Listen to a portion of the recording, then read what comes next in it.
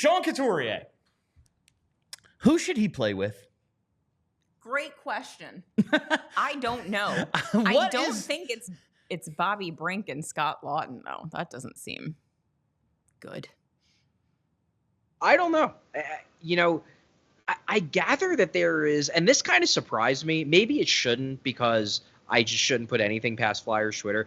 I guess I'm surprised at the degree of consternation surrounding Sean Couturier after 2 games. Like, the amount of people that are just like livid at this guy. I don't know if it's because there's my personal pet theory is that there's a lot of people on Twitter that are becoming new voices who are on the younger side, and they therefore don't have the same like personal like affinity and loyalty to Couturier because they weren't around when he was at his best. So therefore, like, they're ready to just throw him off the building at the soonest possible time because they just don't think he's very good, because they don't have that same like, man, remember when he was great? Maybe they don't remember.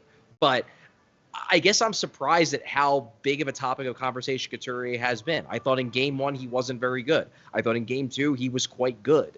I don't think he should be this. I don't think people should be this concerned about him yet. I guess that's where I come from.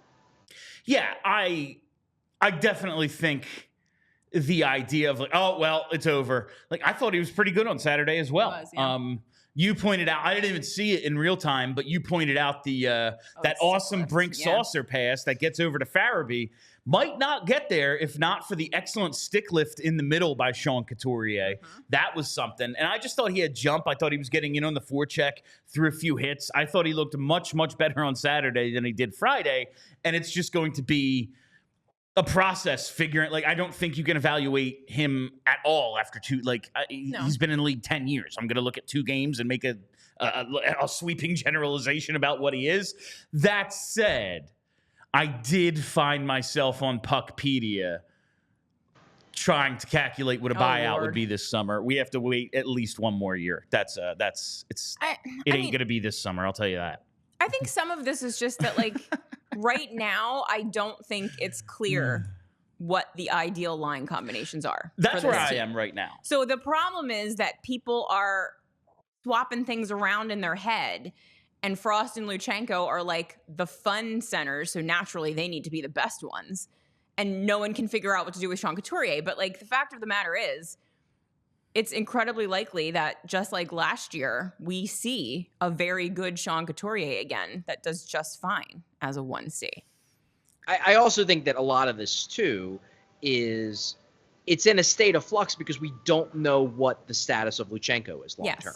Yeah. We don't know if Jet Luchenko is going to stick with this team past 9 games. We don't even know if he's going to make it to 9 games. Maybe they send him back after 4 or 5.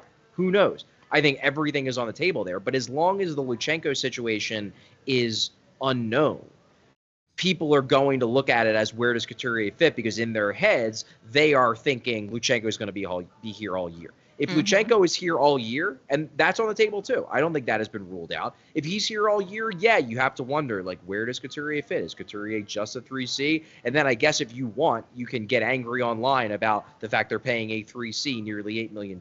But if Couturier's playing the way he played on Saturday, I don't give a crap if he's like nominally the 3C. If he's driving play and helping to produce goals, who cares? You want 3 good centers. People get so hung up on the line numbers. It drives me insane because I do feel like over the last like decade, maybe, it seems less cut and dry than it was like when we were kids watching hockey. Yeah. Like, it used to be like scoring line, not that good.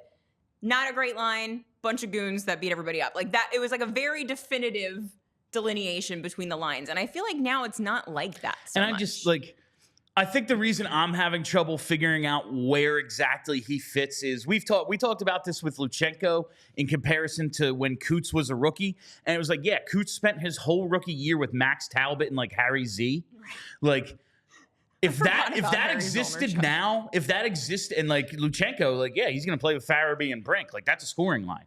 But like, if that sort of bottom six existed now for the Flyers, I would go, oh yeah, Couturier fits right in there. But now I'm like not exactly sure what he's capable of. And I don't know if we like, okay, let's put him with Forster and have a shutdown line. And then it's like, well, now 2 of your 3 forwards are kind of slow. Can we do that when like all we're doing is preaching pace? Right. Like, I just am having a little trouble seeing where he fits. But again, we've seen 125 minutes of hockey. So we have a lot to just evaluate still. I guess where I come from is like, this to me is a question that is better. It's better asked once we know if Luchenko is staying or not. Because I feel like the impetus behind this question, not from you, but just from people in general, is operating under the assumption that Luchenko is staying all year. And we don't know one way or the other whether that is going to happen. I will say, however, that if I had to bet, I would bet John Tortorella gets whatever he wants because he's going to make the argument, this is why I'm here. Yeah. I'm here to make these evaluations. But maybe Danny and Jonesy see it a different way. Maybe they get swayed. We have no idea.